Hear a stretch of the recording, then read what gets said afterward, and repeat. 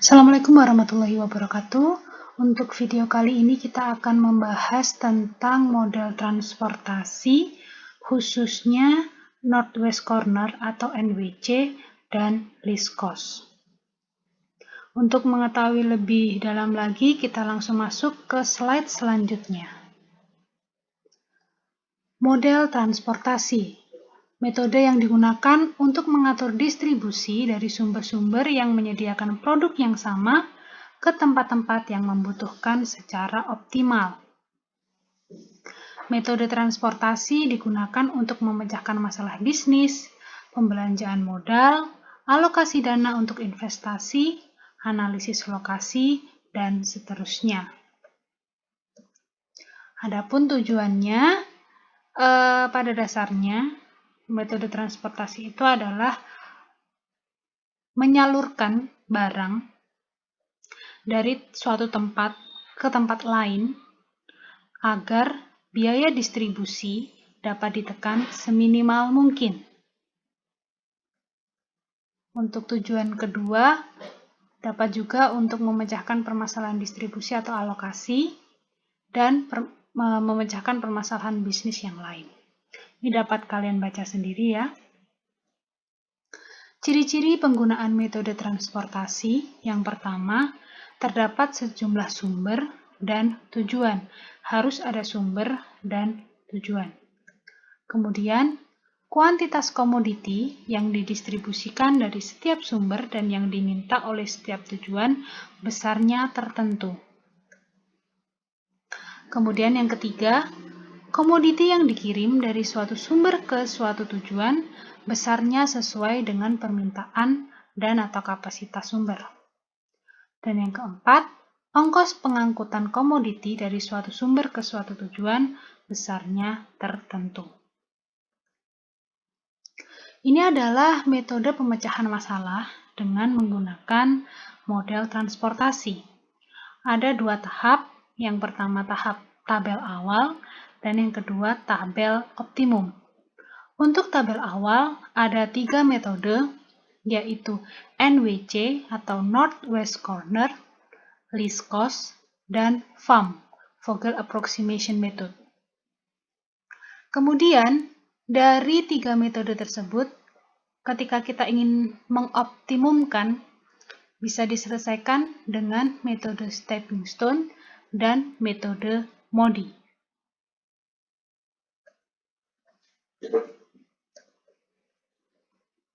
Ini adalah matriksnya, di mana AI itu merupakan daerah asal I, kemudian TI sampai TJ itu adalah tempat tujuannya, S adalah supply, ketersediaan barang, D adalah demand. Demand itu permintaan. Kemudian C di sini biasanya diletakkan di pojok, itu merupakan besarnya biaya transport. Dan X itu merupakan jumlah barang yang akan diangkut dari A ke T. Biaya transportnya itu bisa dihitung dari CIJ dikalikan XI, dengan syarat jumlah permintaannya harus sama dengan jumlah ketersediaan.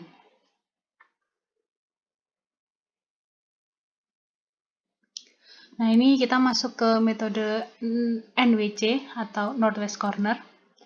Merupakan metode untuk menyusun tabel awal dengan cara mengalokasikan distribusi barang mulai dari sel yang terletak pada sudut paling kiri atas. Aturannya, pengisian sel dimulai dari ujung kiri atas. Alokasi jumlah maksimum atau terbesar sesuai syarat sehingga layak untuk memenuhi permintaan. Bergerak ke kotak sebelah kanan bila masih cukup. Kalau tidak, maka dia harus bergerak di bawah sesuai demand. Bergerak terus hingga supply habis dan demand terpenuhi. Mungkin kita masih bingung dengan aturan yang berkata-kata ini. Kita langsung saja masuk ke contoh soal. Suatu perusahaan mempunyai 3 pabrik produksi dan 5 gudang penyimpanan. Jumlah barang yang diangkut tentunya tidak melebihi produksi yang ada, sedangkan jumlah barang yang disimpan di gudang harus ditentukan jumlah minimumnya agar gudang tidak kosong. Tabel berikut menunjukkan jumlah produksi paling banyak bisa diangkut, jumlah minimum yang harus disimpan di gudang, dan biaya angkut per unit barang. Nah, ini G itu gudang, P itu pabrik, D itu demand, S itu supply.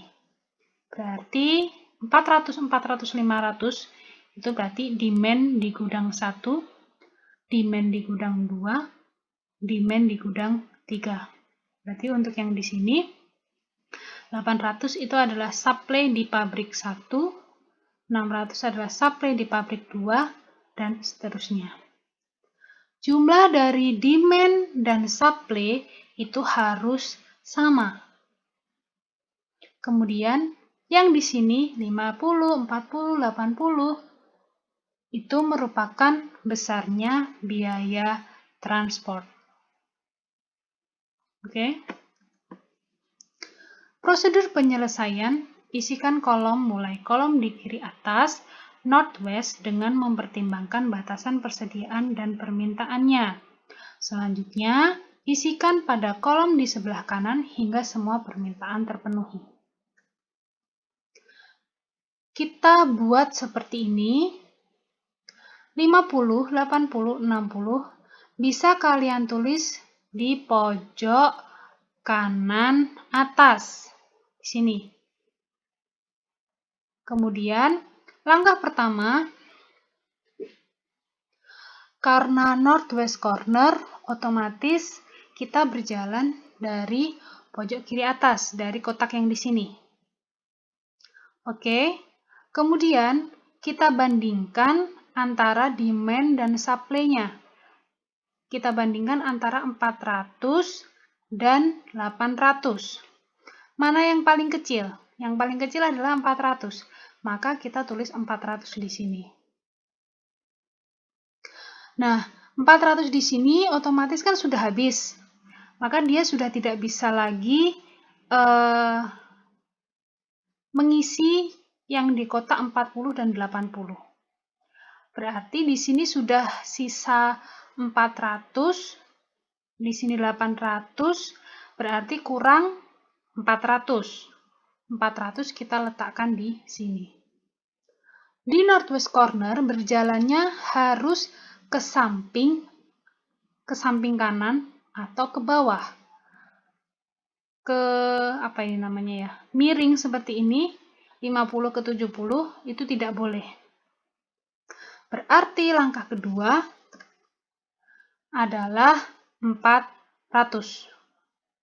400 sama 400 kan 800, berarti di sini sudah habis.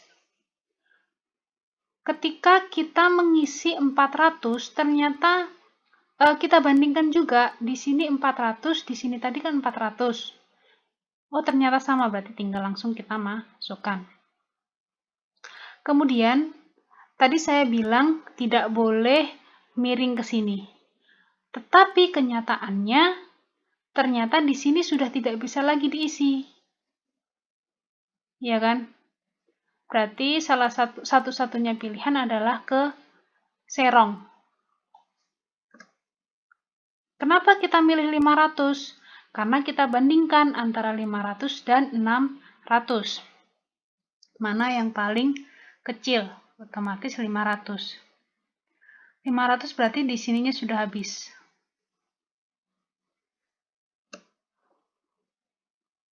500 berarti kan sisa 100 untuk 600, berarti di sini kita tulis 100.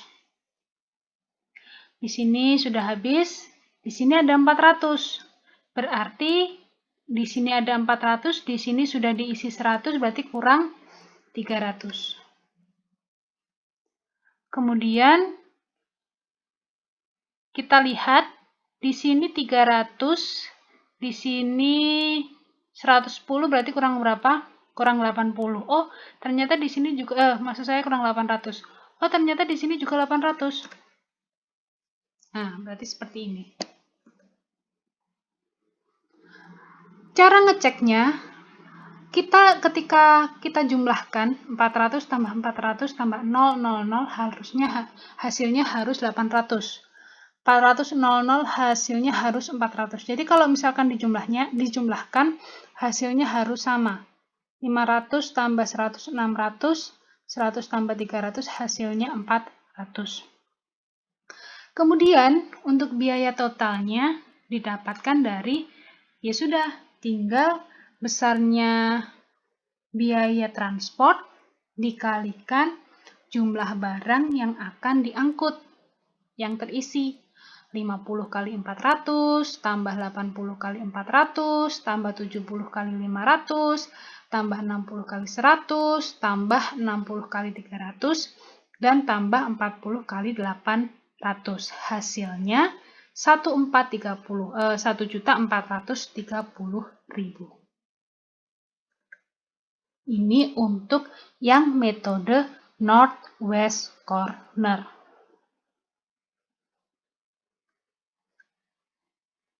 Lalu bagaimana dengan metode least cost?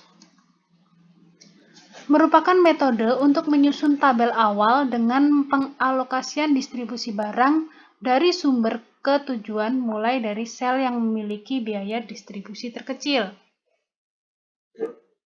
Ini adalah aturannya. Pilih sel yang biayanya terkecil, kemudian sesuaikan dengan permintaan dan kapasitas. Pilih sel yang biayanya satu tingkat lebih besar, dan sesuaikan kembali. Ini masih tabel yang tadi ya, masih contoh yang tadi. Langkah pertama adalah kita mencari biaya transport, ini di sini, yang paling kecil. Kita lihat mana yang paling kecil. Oh, ternyata 30.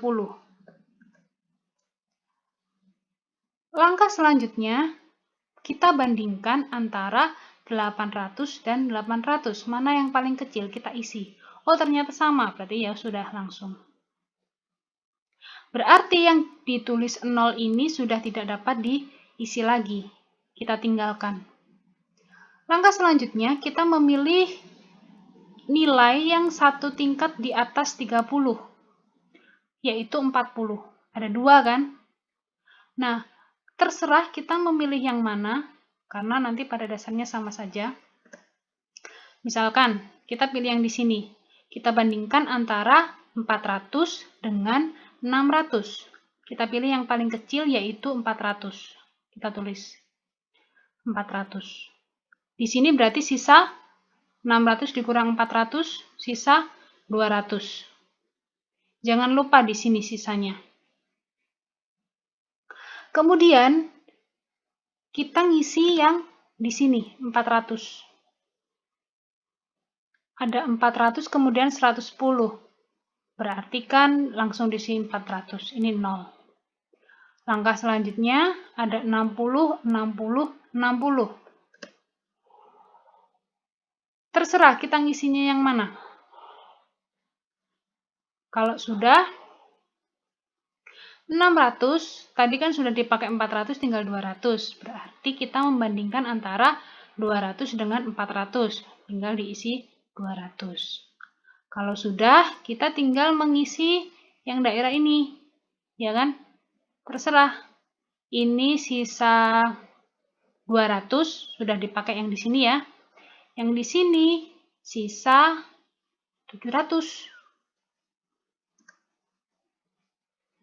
Kita isi yang di sini, 700 kan tadi. 700 kita bandingkan antara 700